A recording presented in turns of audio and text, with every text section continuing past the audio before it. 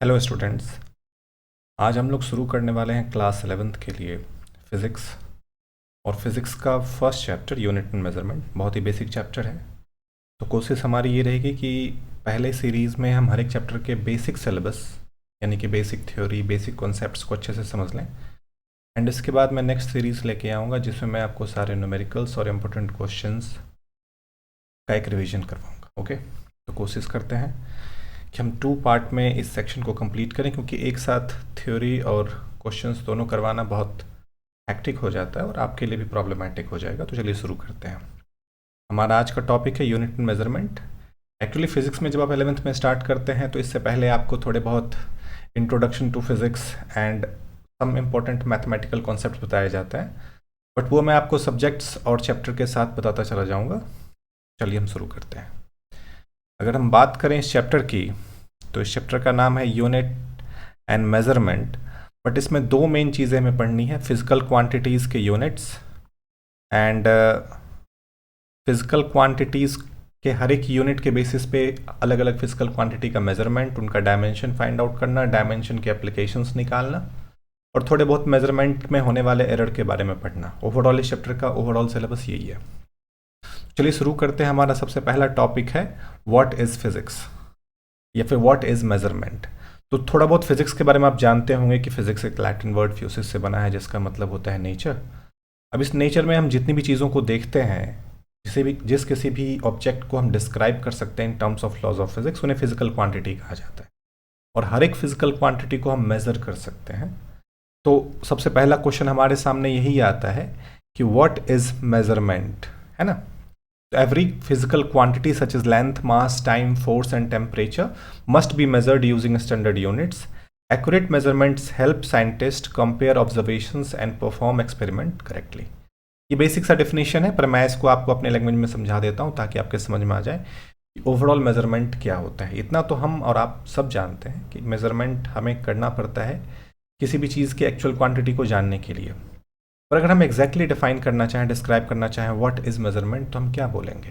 तो simply measurement का मतलब होता है किसी भी फिजिकल क्वांटिटी को किसी दूसरे स्टैंडर्ड फिजिकल क्वांटिटी के साथ कंपेयर करना। फॉर एग्जांपल, हमने कहा कि आपके पास चीनी है, ओके, और वो 5 kg है। तो इस 5 kg बोलने से मेरा क्या मकसद यहाँ पे निकल के आता है? मैं यहाँ पे 5 kg बोल रहा हूँ, इसका क्या मतलब है? इसका मतलब ये है कि हम जिस चीज़ को मेज़र कर रहे हैं वो है मास, और मास के लिए ऐसा यूनिट हम यूज़ कर रहे हैं केजी, और केजी में जो हमारी वैल्यू है वो 5 kg है। दैट मीन्स जो हमारा स्टैंडर्ड केजी है उससे हमारी वैल्यू 5 टाइम्स ज़्यादा है। ऐसे ही मान लीजिए आप किसी लेंथ को बोलते हैं 5 मीटर है, 10 मीटर है, 100 मीटर है या 1 किलोमीटर, जो भी आप बोलना चाहें, तो उस कंडीशन में आप क्या कर रहे होते हैं? आप उस लेंथ को उसके स्टैंडर्ड सिस्टम से कंपेयर कर रहे होते हैं। फॉर एग्जांपल, अगर आपने कहा कोई फिजिकल क्वांटिटी 100 मीटर की है, दैट मीन्स जो 1 मीटर है ये इससे 100 टाइम्स ज़्यादा है कि नहीं है? तो इसका मतलब क्या हुआ? हम यहाँ पे कंपैरिजन कर रहे हैं कि एक फिजिकल क्वांटिटी दूसरे फिजिकल क्वांटिटी के कंपेयर में कितना बड़ा या छोटा है। तो सिंपली मेजरमेंट का मतलब होता है किसी भी दो या किसी भी फिजिकल क्वांटिटी को उसके स्टैंडर्ड फिजिकल क्वांटिटी के साथ कंपेयर करना। नाउ अब यहाँ पे कुछ टर्मिनोलॉजीज हैं जिन्हें हम समझेंगे, लाइक फिजिकल क्वांटिटी क्या होता है। तो anything which can be explain in terms of laws of physics is called physical quantity, यानी कोई भी ऐसी चीज़ जिसे आप फिजिक्स के लॉज में एक्सप्लेन कर सकते हैं वही फिजिकल क्वांटिटी है। सिंपल। फिजिकल क्वांटिटी को 2 मेन कैटेगरी में डिवाइड किया जाता है, फंडामेंटल फिजिकल क्वांटिटी और डिराइव्ड फिजिकल क्वांटिटी। नाम से ही क्लियर है। फंडामेंटल फिजिकल क्वांटिटी का मतलब होता है ऐसा फिजिकल क्वांटिटी जिसको एक्सप्लेन करने के लिए हमें किसी और फिजिकल क्वांटिटी की ज़रूरत ना हो, वो खुद ब खुद अपने आप को एक्सप्लेन करे, सेल्फ एक्सप्लेनेटरी हो और किसी और फिजिकल क्वांटिटी पे डिपेंडेंट ना हो। फॉर एग्जांपल, हम लेंथ की बात करते हैं, तो जब आप लेंथ की बात करते हो तो उसमें सिर्फ एक फिजिकल क्वांटिटी लेंथ का इस्तेमाल होता है। पर अगर आप एरिया की बात करो या वॉल्यूम की बात करो, तो एरिया निकालने के लिए आपको लेंथ के साथ एक दूसरा लेंथ या विड्थ या हाइट कुछ ऐसा तो यूज़ करना ही पड़ता है।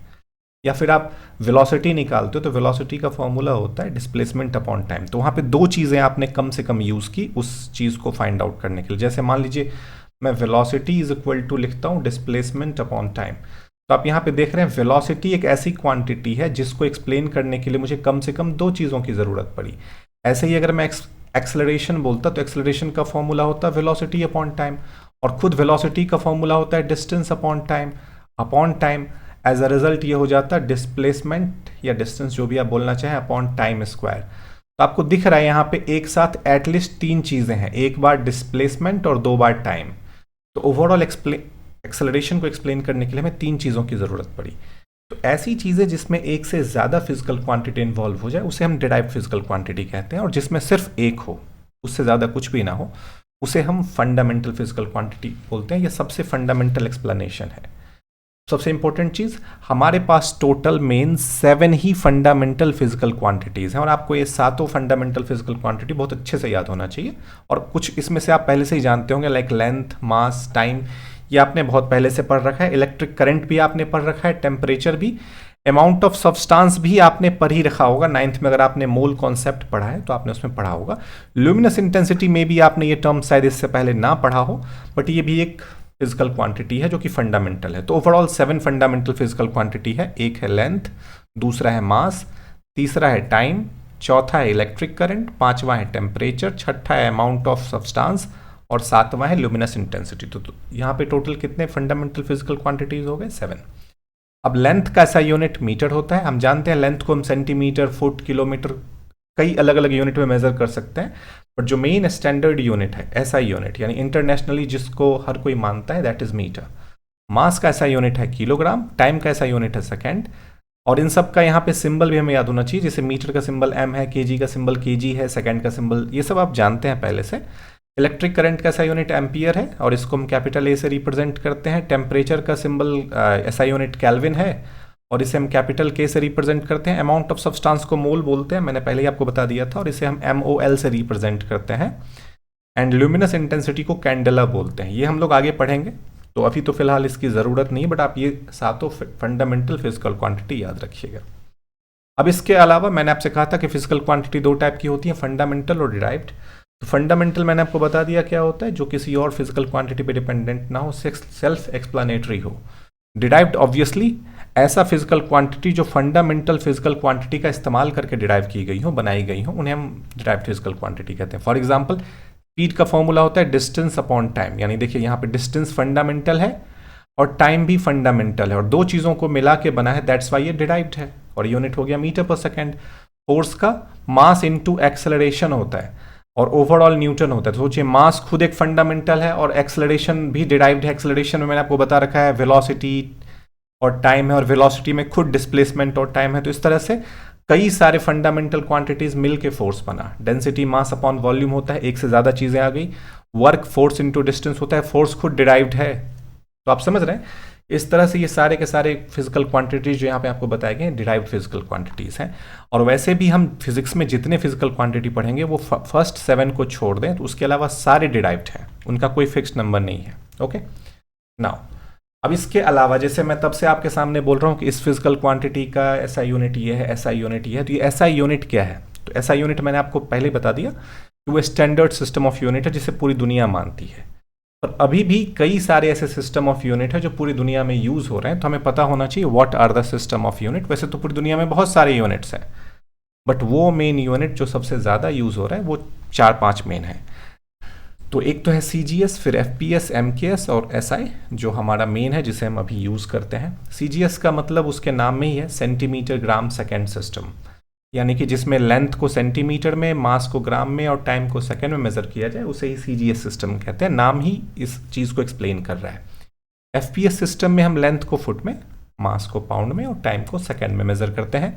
वैसे ही MKS सिस्टम में लेंथ को हम मीटर में, मास को किलोग्राम में और टाइम को सेकंड में। अगर आप गौर से देखो तो ये जो MKS सिस्टम की वैल्यू है ये SI सिस्टम के वैल्यू के जैसा ही है, यानी कि आप ये बोल सकते हो कि हमारा SI सिस्टम MKS सिस्टम का ही मॉडिफाइड वर्जन है। बस MKS सिस्टम में सिर्फ 3 चीज़ें थी, लेंथ, मास, टाइम। हमने इसमें 4 चीज़ें और जोड़ दी हैं, current, temperature, amount of substance and luminous intensity. Okay, और उसके बाद ऑब्वियसली हमारा SI सिस्टम जिसे पूरी दुनिया आज मानती है, ताकि हमारा जो मैथमेटिकल या मेजरमेंट वाला जो कम्युनिकेशन है दुनिया के साथ उसमें कोई कंफ्यूजन ना रहे। नाउ अब SI सिस्टम जो कि हमारा सबसे मेन सिस्टम है, हम उसकी बात कर लेते हैं। तो ऑब्वियसली ये इंटरनेशनल सिस्टम ऑफ यूनिट है और ये वर्ल्ड वाइड एक्सेप्टेड है, इसे दुनिया का हर कोई मानता है। इसलिए ये सिस्टम आप कहीं भी जाके यूज़ करेंगे, किलोग्राम, मीटर, सेकेंड, ये हर कोई मानता है।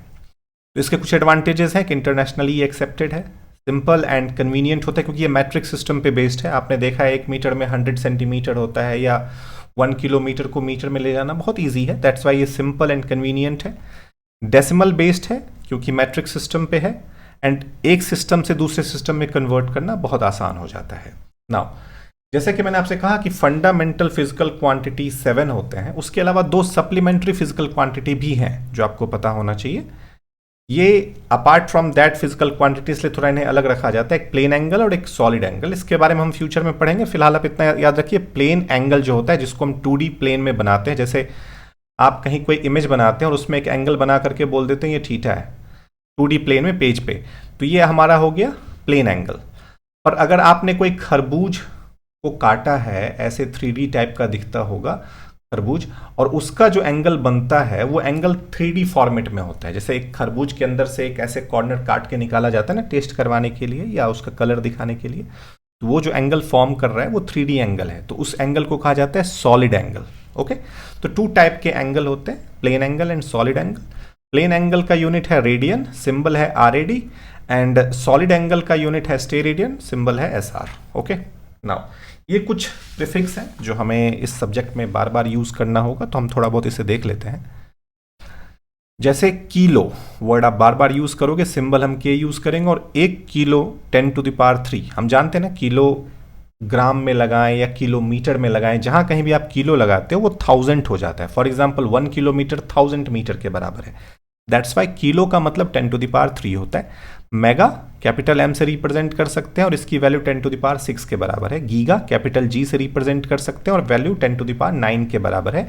जैसे आप 1 GB बोलते हैं तो वो 10⁻9 MB के बराबर होता है, ऑलमोस्ट, नॉट एग्जैक्टली। फिर उसके बाद मिली है, स्मॉल m से रिप्रेजेंट करते हैं, 10⁻³ को रिप्रेजेंट करता है। ये म्यू से माइक्रो को रिप्रेजेंट करते हैं, 10⁻6 है। नैनो से स्मॉल n को रिप्रेजेंट करते हैं और ये 10⁻9 है, और पीको 10⁻12 है। ये सब आपको याद रखना है, कुछ इंपॉर्टेंट चीजें हैं। नाउ नेक्स्ट टर्म जो हमारे सामने आ रहा है वो है dimension of a physical quantity. अब कोई भी फिजिकल क्वांटिटी जब हम पढ़ते हैं तो उसमें डायमेंशन का क्या मतलब है। डायमेंशन हम पढ़ने को पढ़ लेते हैं कि फोर्स एक फिजिकल क्वांटिटी है जिसका ऐसा यूनिट न्यूटन होता है, और डायमेंशन MLT-2 होता है। अगर आपने थोड़ा बहुत ही चैप्टर पढ़ा है तो आपको पता होगा ये MLT-2 क्या होता है। वैसे मैं आपको बताऊंगा चैप्टर में आगे कि हम निकालते कैसे हैं, ये मैं बता ही देता हूं कि हमने इसे निकाला कैसे है।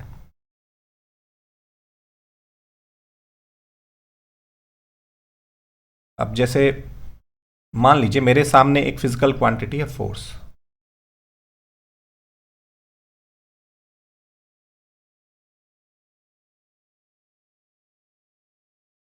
अब मान लीजिए मेरे सामने एक फिजिकल क्वांटिटी है फोर्स जिसका फॉर्मूला होता है मास इनटू एक्सेलरेशन। अब डायमेंशन निकले का रूल है, अगर आप यहाँ पे देखो तो मास को कैपिटल M से, लेंथ को कैपिटल L से और टाइम को T से रिप्रेजेंट किया जाता है। मैं भी आपको समझाने वाला हूँ डायमेंशन क्या होता है, बस आप देख लो हमने निकाला कैसे है। तो फोर्स का जो फॉर्मूला है M इंटू ए, M के जगह हम कैपिटल M लिख देंगे और A के जगह पे फॉर्मूला लिखेंगे वेलोसिटी अपॉन टाइम। खुद वेलोसिटी को हम क्या लिखेंगे, ध्यान से समझिएगा, खुद वेलोसिटी को हम लोग लिखते हैं डिस्प्लेसमेंट अपॉन टाइम, यानी कि वो हो जाएगा L अपॉन कैपिटल T, और अपॉन में ऑलरेडी जो T था उसको भी हम कैपिटल T से रिप्रेजेंट करेंगे। तो नीचे वाला T इस T के साथ मल्टीप्लाई हो जाएगा, तो ये हो जाएगा ML और नीचे में T का स्क्वायर, और इसे जब आप ऊपर ले जाओगे तो ये क्या बन जाएगा MLT-2। तो इस तरह से ये आ जाता है, ये बहुत बड़ी चीज़ नहीं है। बट डायमेंशन होता क्या है, तो जैसे आप कोई भी फिजिकल क्वांटिटी निकालते हो, फॉर एग्जाम्पल हम एरिया लिखते हैं तो एरिया का यूनिट होता है मीटर स्क्वायर, या फिर हम वॉल्यूम लिखते हैं तो वॉल्यूम का यूनिट होता है मीटर क्यूब। तो ये जो पावर यहाँ पे दिख रहा है ना, इस पावर को ही हम लोग डायमेंशन बोलते हैं। तो सिंपल क्वांटिटी लैंग्वेज में अगर हम कहें आपसे, तो कोई भी फिजिकल क्वांटिटी के ऊपर जो हम पावर देते हैं, that power is called dimension, simple. इससे ज़्यादा हमें इस बारे में और कुछ सोचने की ज़रूरत नहीं है। तो जब भी हम डायमेंशन किसी चीज़ का बोल रहे होते हैं तो लॉजिकली हम ये बताना चाहते हैं कि वो किस डायमेंशन में, यानी कि 1D है, 2D है, 3D है, समझ रहे हैं ना। जैसे लीनियर मोशन है तो सिर्फ लेंथ होगा, लेंथ होगा तो सिर्फ यूनिट मीटर होगा, मीटर होगा तो उसका पावर कुछ नहीं है, 1 है, मतलब 1 डायमेंशनल हो गया। पावर 2 है तो 2 डायमेंशनल, जैसे एरिया एक 2 डायमेंशन फिगर में ही आ सकता है, लेंथ एक 1 डायमेंशन में आ सकता है और वॉल्यूम 3 डायमेंशन में। आई होप आप समझ गए होंगे। नाउ यहाँ पे कुछ चीज़ों का डायमेंशनल फॉर्मूला दिया गया है, अगर आप कोई बुक यूज़ करते हैं उस बुक में आपको इस चैप्टर में बहुत सारे फॉर्मूलाज की लिस्ट दी गई होगी जिनका डायमेंशनल फार्मूला पहले से गिवन है। मैं आपको रेकमेंड करूंगा वो सारे फॉर्मूलाज आप लर्न कर लें और उनका डायमेंशनल फार्मूला भी ये काम आएगा बाद में हमारे। किस तरह से आएगा वो मैं आगे आपको बताऊंगा। जैसे वेलोसिटी का फॉर्मूला डिस्टेंस अपॉन टाइम होता है, डायमेंशन LT-1, एक्सेलरेशन का velocity upon time LT-2, force का मास इंटू एक्सेलरेशन MLT-2 मैंने अभी बताया आपको, वर्क का force into distance ML² T-2। इस तरह से ये सारे कुछ डायमेंशनल फार्मूला है। अब मेन इंपॉर्टेंस यहाँ पे है कि हम डायमेंशनल फार्मूला निकालते क्यों हैं, उसका फायदा क्या है। तो यहाँ पे इनके 3 मेन यूजेस बताए गए हैं जिनको डिटेल में मैं आपको तब बताऊंगा जब हम इनके ऊपर बेस्ड न्यूमेरिकल करेंगे। फिलहाल मैं बस बता दे रहा हूँ कि ये 3 इनके एप्लीकेशन है। देखिए हमारे इस वीडियो का मेन मकसद ये है कि मैं आपको थ्योरेटिकल कॉन्सेप्ट एक्सप्लेन कर पाऊँ ताकि आप इस चैप्टर का एक बेसिक थ्योरेटिकल ओवरव्यू अपने पास रख सकें और फिर उसके ऊपर हम बिल्डअप करते हुए इंपॉर्टेंट कॉन्सेप्ट्स और उनके ऊपर बेस्ड कई सारे क्वेश्चंस करेंगे। इस तरह से क्या होगा ना, चैप्टर आपके 2 पार्ट में होंगे। एक ही बार में सारी चीज़ें मिक्स कर देने से चैप्टर बहुत कॉम्प्लिकेटेड हो जाता है और हमारे लिए उसे लर्न करना बड़ा मुश्किल हो जाता है। तो हम कोशिश ये करेंगे कि चैप्टर आपके लिए ईजी बना रहे। तो 3 एप्लीकेशन है डायमेंशनल एनालिसिस के। किसी भी इक्वेशन के करेक्टनेस को हम चेक कर सकते हैं। फॉर एग्जाम्पल आप एक इक्वेशन जानते हैं, फर्स्ट इक्वेशन ऑफ मोशन होता है v=u+at। अब सोचो मैं इसे डायमेंशनली चेक करना चाहता हूं, तो मैं बस यहाँ पे थोड़ा बहुत करके दिखाता हूँ। v का ऐसा यूनिट मैंने अभी आपको बताया था LT-1 होता है, तो इस वाले का डायमेंशनल फॉर्मूला मैंने लिख दिया। uv एक वेलोसिटी ही है तो इसका भी यूनिट LT-1 ही होगा। at लिखा हुआ है तो हम जानते हैं a का डायमेंशनल फॉर्मूला होता है LT-2 और t यहाँ पे हम ऐसे लिख देंगे और इन दोनों को आपस में मल्टीप्लाई करोगे तो रिजल्ट क्या आएगा, LT-1। अब अगर गौर से देखो तो इसका भी LT-1 है, इसका भी LT-1 है और इसका भी LT-1 है। यानी कि LHS और RHS के हर टर्म का वैल्यू अगर सेम आ जाए इसका मतलब वो डायमेंशनली करेक्ट है। और हम जानते हैं ये फॉर्मूला करेक्ट है, v=u+at। वैसे ही to derive relation between physical quantities, जैसे मान लो कोई फॉर्मूला है, जैसे ये फॉर्मूला हमने बना रखा है v=u+at और ऐसे ही कई सारे फिजिकल फॉर्मूलाज हैं। वो सारे फॉर्मूलाज बनाने के लिए भी हम डायमेंशनल इक्वेशन का इस्तेमाल कर सकते हैं। और सबसे तीसरा जो है ये भी काफ़ी इंपॉर्टेंट है, एक फिजिकल क्वांटिटी को दूसरे फिजिकल क्वांटिटी में कन्वर्ट करने के लिए भी डायमेंशनल एनालिसिस का इस्तेमाल किया जाता है। फॉर एग्जांपल कोई चीज़ SI सिस्टम में है और हम जानते हैं SI सिस्टम में जो 1 न्यूटन की वैल्यू होती है वो CGS में जाकर के 10⁵ डायन हो जाती है ना, 5 डायन। अब ये कैसे हो जाती है ये मैं आपको तब बताऊंगा जब मैं इनके ऊपर बेस्ड न्यूमेरिकल करवाऊंगा। मैं अभी दोनों को मिक्स नहीं कर रहा, बट ये जो कन्वर्जन है, जैसे मैं बोलता हूं कि किसी चीज़ का मास 1 किलोग्राम है तो CGS सिस्टम में उसका मास कितना हो जाना चाहिए, 1000 ग्राम। तो ये जो कन्वर्जन है उसके लिए भी हम डायमेंशनल एनालिसिस का इस्तेमाल कर सकते हैं। नाउ नेक्स्ट टॉपिक हमारा है प्रिंसिपल ऑफ होमोजेनिटी। अब in a correct physical equation dimensions on both side must be equal, मैंने अभी आपको बताया था, उसी से रिलेटेड ये। जैसे कि फोर्स का फॉर्मूला है मास इनटू एक्सेलरेशन, हम इसे सिंबॉलिकली ऐसे लिखते हैं। फोर्स का डायमेंशनल फॉर्मूला ये होता है और मास इनटू एक्सेलरेशन को सॉल्व करोगे तो वो भी वही आएगा। इससे हमें पता चलता है कि दोनों ही साइड का डायमेंशनल इक्वेशन बराबर है और इसी चीज़ को हम बोलते हैं प्रिंसिपल ऑफ होमोजेनिटी।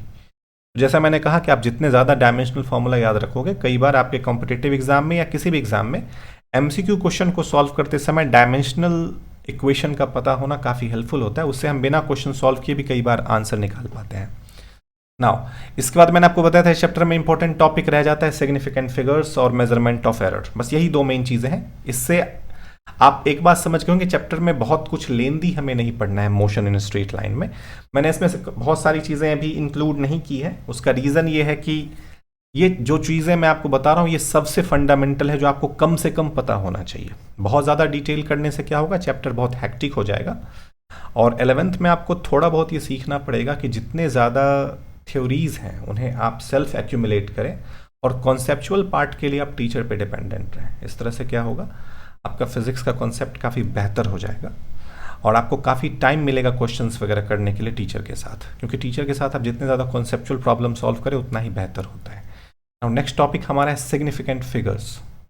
अब सिग्निफिकेंट फिगर का यूज़ तब आता है जब हम फिजिक्स में राउंड ऑफ करना चाहते हैं, किसी भी चीज़ की एस्टिमेट वैल्यू निकालना चाहते हैं। इस तरह से तो significant figures are meaningful digit in a measurement. हम मेजरमेंट में हमने किसी चीज़ की वैल्यू निकाली 12.59678, ऐसे 5-6 डिजिट का आ गया, तो उतना बड़ा नंबर हमारे लिए हेल्पफुल नहीं है। जैसे मान लो हमने कहीं लिखा 12.56897 मान लो, तो मैं अगर इसको 12.57 ही लिख दूं ना, तो भी ये ऑलमोस्ट इसके बराबर हो जाएगा, यानी कि इतने सारे डिजिट का उतना कोई खास रोल नहीं था, है ना।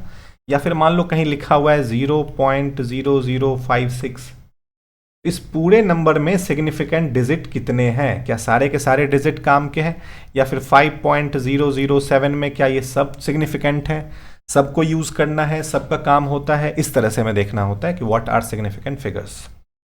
तो रूल इनके लिए कुछ है, अगर वो रूल आपको पता होगा तो आप कभी भी सिग्निफिकेंट फिगर निकाल सकते हैं। बहुत ज़्यादा कॉम्प्लिकेटेड नहीं है, बहुत ईजी है, आराम से समझेंगे।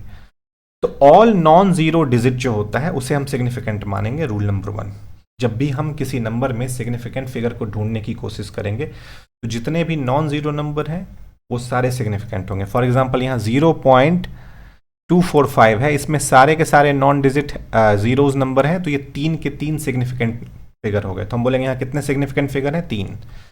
दूसरा है zeros between non zero digits are significant. अगर जीरो नॉन जीरो के बीच में से, यहाँ 5 है और यहाँ 2 है, इसके बीच में आ गया है जीरो, तो वो जीरो भी सिग्निफिकेंट बन जाएगा। तो हम बोलेंगे यहाँ पे टोटल 4 सिग्निफिकेंट फिगर है। Rule number 3, leading zeros are not significant. For example जैसे मान लीजिए यहाँ 0.0052 है, तो ये जो पहले के इतने सारे जीरो हैं ये बिल्कुल भी सिग्निफिकेंट नहीं है। यहाँ पे हमसे 52 से हमारा मकसद रहेगा। अगर हम कोई मैथमेटिकल एरर हटाना चाहते हैं या एस्टिमेशन निकालना चाहते हैं तो वो आगे के जीरो हमारे लिए किसी काम के नहीं है, हम सिर्फ इन दोनों पे फोकस करने वाले हैं। दैट्स वाई यहाँ पे हमारे लिए सिग्निफिकेंट फिगर सिर्फ 2 हो गए। Rule number 4, trailing zeros after decimal are significant. For example अगर मान लीजिए हमने यहाँ पे 2.5 के बाद 2 जीरो लिख दिया, तो ये जरूर इंपॉर्टेंट है, इसको हम इग्नोर नहीं कर सकते क्योंकि वो मेन नंबर के बाद आता है। तो यहाँ पे 4 सिग्निफिकेंट फिगर्स हम ले रहे हैं। अब rules for arithmetic operations, additions and subtraction के लिए इनके लिए दिया गया है कि डेसिमल प्लेस को इक्वल करके हमें क्या करना चाहिए, ऐड। जैसे यहाँ 12.5 और 3.24 को जब हम ऐड करते हैं तो हमारी वैल्यू क्या आ रही है, 15.74, ये ओवरऑल आ रहा है। और 15.74 में हमें क्या करना था, ये जैसे 12.5 है और ये 3.24 है, तो वहां पे अगर 2 डिजिट है तो हमें भी यहाँ पे 2 डिजिट का सिग्निफिकेंट नंबर बनाना था, और उसके बाद हमारा ओवरऑल आंसर इतना ही आता, ये 4 हमारा इग्नोर हो जाता। ठीक है, बस यहाँ इसका मतलब ये है।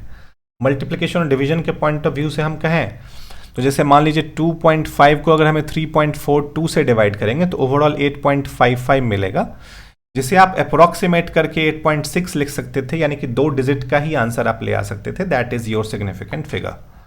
ऐसे ही राउंडिंग ऑफ के भी कुछ रूल हैं। जैसे मान लीजिए 4.34 है, अगर डिजिट जिसको हम राउंड ऑफ करना चाहते हैं वो 5 से छोटा है तो उसका जो पीछे वाला नंबर है, प्रीवियस नंबर, उसमें हम कोई चेंज नहीं लाते। जैसे 4.34 में जो 4 है वो 5 से छोटा है, तो हम 4 को इग्नोर कर देंगे और सिर्फ 3 को रखेंगे एज इट इज, ना उसे बढ़ाएंगे ना घटाएंगे।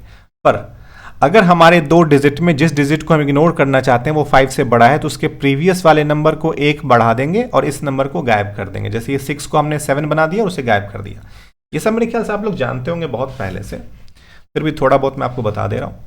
अब इसके बाद मेन टॉपिक है एरर्स इन मेजरमेंट। ये भी थ्योरेटिकल है पूरा। तो errors in difference between measured value and true value, मतलब अगर आपसे पूछा जाए व्हाट आर एरर्स, कभी थ्योरेटिकल ऐसा क्वेश्चन आ जाए तो आप सिंपली ये बता देना कि एरर का सिंपल सा मतलब होता है डिफरेंस बिटवीन जो आपने मेजर किया है और जो ट्रू में होना चाहिए था, इन दोनों के बीच के डिफरेंस को ही हम एरर्स बोलते हैं। अभी एरर कितने टाइप के हो सकते हैं, तो एक तो सिस्टमैटिक एरर होता है, मतलब आपके किसी इंस्ट्रूमेंट या जो आपने मेथड यूज किया मेजरमेंट का उसके कारण होने वाले एरर को हम सिस्टमैटिक एरर बोलते हैं। दूसरा होता है रैंडम एरर, मतलब किसी भी वेरिएशंस के कारण, अलग अलग सिचुएशन में अलग अलग वेरिएशन के कारण होने वाले एरर को हम रैंडम एरर बोलते हैं। एक होता है ग्रॉस एरर, मतलब जो मेजर करने वाला पर्सन है यानी ऑब्जर्वर है, उसने जो मिस्टेक किया उसके कारण जो एरर आया उसे हम ग्रॉस एरर की लिस्ट में डालते हैं। और उसके बाद एक कैटेगरी है absolute, relative and percentage error. तो ये एब्सोल्यूट एरर क्या होता है? तो एब्सोल्यूट एरर का मतलब होता है जो भी आपने मेजर किया है और जो एक्चुअल वैल्यू है उसके बीच के डिफरेंस को ही एब्सोल्यूट एरर कहा जाता है। सिंपल। रिलेटिव एरर क्या है? तो जो आपने एब्सोल्यूट एरर निकाला है उसका अगर ट्रू वैल्यू के साथ रेशियो निकाल दो तो वो रिलेटिव एरर हो जाएगा। और अगर परसेंटेज निकालना है तो सेम नंबर को 100 से मल्टीप्लाई कर दो तो परसेंटेज एरर हो जाएगा। बस इतना ही है, इसमें कुछ रॉकेट साइंस नहीं है। नेक्स्ट टॉपिक हमारा एक्यूरेसी एंड प्रिसीजन। ये दो टर्मिनोलॉजीज है जिसका डेफिनेशन आपको पता होना चाहिए। एक्यूरेसी का मतलब होता है closeness of measured value to the true value. मान लीजिए किसी चीज की वैल्यू है 5.678 और आपने जो मेजर किया वो 5.66 आ रहा है, या फिर आपने एक और मेजरमेंट किया जिसमें 5.67 आ रहा है, तो आप खुद ही बोल दोगे ये ज़्यादा क्लोज है इसके, तो ये ज़्यादा एक्यूरेट है। आई होप आप समझ रहे होंगे एक्यूरेसी का मतलब क्या है। आप ट्रू वैल्यू के जितना क्लोज चले जाते हो that is your accurate measurement. And precision का मतलब होता है कि अगर आप उस क्लोजनेस को लाने के लिए बार बार अपने मेजरमेंट को रिपीट करते हो और कोशिश करते हो जितना ज़्यादा क्लोज जा सके ट्रू वैल्यू के, दैट इज़ योर प्रिसीजन, है ना। नेक्स्ट है मेजरिंग इंस्ट्रूमेंट क्या क्या होता है। तो एक वर्नियर कैलिपर के बारे में सुना होगा जिसका इंटरनल डायमीटर या एक्सटर्नल डायमीटर या डेप्थ वगैरह मेजर करने में इस्तेमाल किया जाता है, ये सब आप जानते हैं। देन लीस्ट काउंट क्या होता है, ये सब बेसिक फॉर्मूला है। स्क्रू गेज, इन सब चीज़ों को मेरे ख्याल से एक्सप्लेन करने की उतनी ज़रूरत है नहीं। लीस्ट काउंट का डिफिनेशन अगर आप जानना चाहें तो ज़रूर जान सकते हैं। Smallest value measured by an instrument को लीस्ट काउंट बोलते हैं। और पैरालैक्स एरर का मतलब होता है कि जब हम किसी चीज़ को मेज़र कर रहे होते हैं और देखने का हमारा पोजीशन अगर सही नहीं है तो उसके कारण जो एरर हुआ है मेजरमेंट में, that is parallax error. Simple. ये कुछ इंपॉर्टेंट फॉर्मूलाज हमने पढ़ा था इस चैप्टर में। और ये स्पीड का formula velocity is equal to distance upon time, acceleration velocity upon time, density mass upon volume and pressure, force upon area, work force into displacement. ये सब आप जानते हैं, 9th में आपने पढ़ा होगा। और यही मेरे ख्याल से हमारा ओवरऑल चैप्टर था। ठीक है, तो आई होप आपको ये चैप्टर बहुत ही शॉर्ट फॉर्म में मैंने समझाने की कोशिश की है।